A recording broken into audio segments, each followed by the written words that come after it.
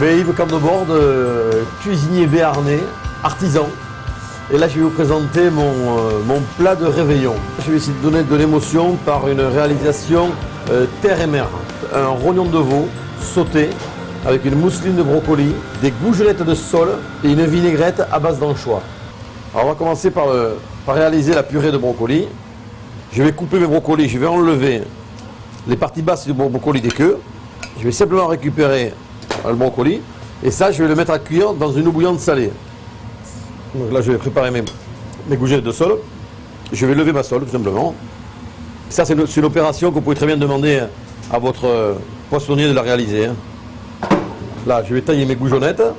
Je coupe mon fil de sole en deux dans le sens de la largeur et dans le sens de la longueur, je le recoupe en deux. Je vais les assaisonner avec un peu de sel, un peu de poivre et un peu de piment d'Espelette. Là, je vais faire un geste un peu comme ça, juste pour commencer à les rouler, pour leur donner une forme un peu régulière. Et ça me permet en même temps de bien incorporer l'assaisonnement. Donc là, je vais les fariner. Et pareil, à nouveau, je les roule bien dans la farine. Je vais prendre mes œufs. Je vais réaliser ce qu'on appelle techniquement en cuisine une anglaise. C'est des œufs battus avec un peu de sel, un peu de poivre et une pointe d'huile d'olive. Et là, une fois que c'est battu, je trempe les goujonnettes dans l'anglaise. Donc là, je les prends et là, je vais les rouler avec juste le bout des doigts. Je les roule dans la chevelure de Ponco qui va permettre de nous donner une texture supplémentaire après friture. Voilà. Je vais les mettre dans un plat et je vais les mettre au réfrigérateur tranquillement. Donc mes brocolis sont en cuisson. Maintenant, je vais contrôler s'ils sont cuits. Ma casserole, une pointe de couteau et je les pique. Donc il faut qu'il n'y ait aucune résistance. Là, ils sont bien cuits. Donc, je vais prendre ma casserole et je vais plonger mes brocolis dans de l'eau glacée.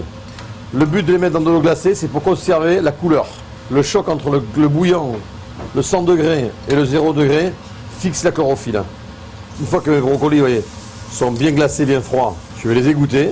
Je vais les mettre dans un récipient à l'aide d'un mixeur plongeur. Je vais appeler le brocoli que je vais mixer.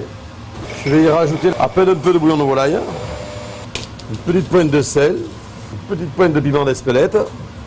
Et je vais très légèrement la crémer, mais vraiment très très légèrement. Et un petit peu d'huile d'olive.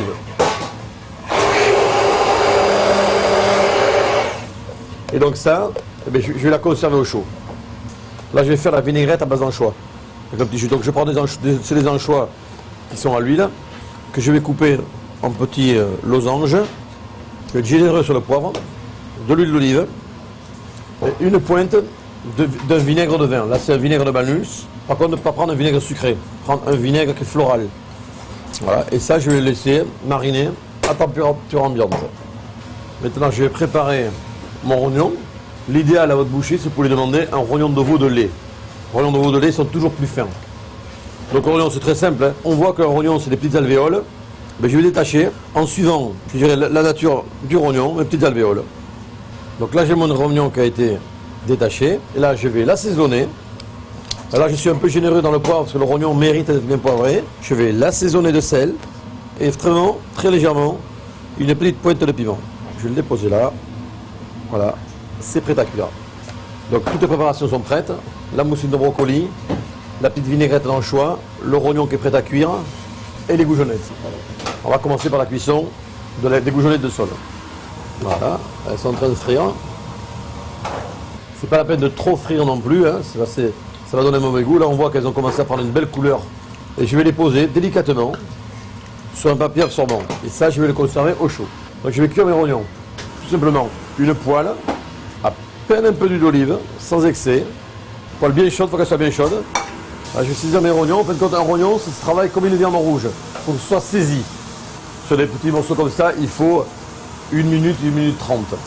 Donc une fois que mes rognons sont cuits et qu'ils sont bien colorés, vraiment à la fin, je vais déposer une noix de beurre. Voilà.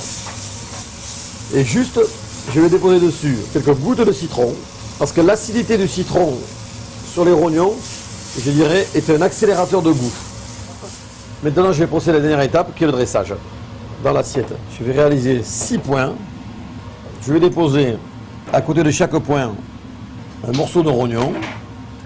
Maintenant, je vais mettre mes petits anchois qui ont été marinés. Et maintenant, je vais disposer un peu en donnant du volume, mes goujonettes de sol. Voilà ce qui sera le plat de réveillon chez la famille Corneborde.